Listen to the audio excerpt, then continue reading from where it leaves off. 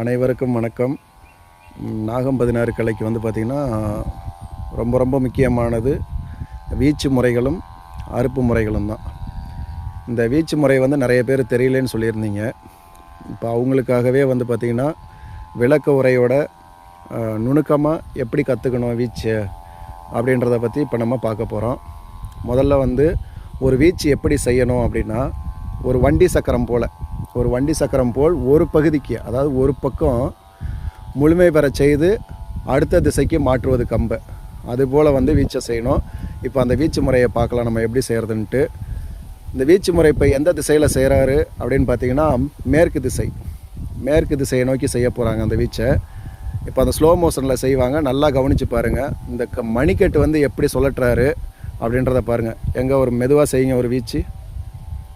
இதுக்கு பேர் கீழ் வீச்சு.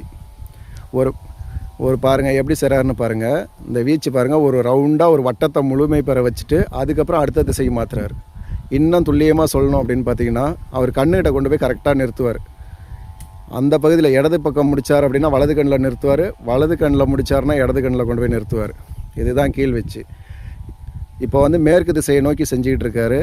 அடுத்து வந்து பார்த்திங்கன்னா வடக்கு திசையை நோக்கி இப்போ செய்வார். இப்போ உங்களுக்கு நேராக தெரியும் பாருங்கள். நல்லா ஸ்பீடாக செய்யுங்க ஒரு வீச்சு. தெரியுதுங்களா? இதுதான் வந்து பார்த்திங்கன்னா கீழ்வீச்சியோடைய தன்மை. இந்த கீழ்வீச்சு ரொம்ப ரொம்ப இம்பார்ட்டண்ட்டு. நன்றி, வணக்கம்.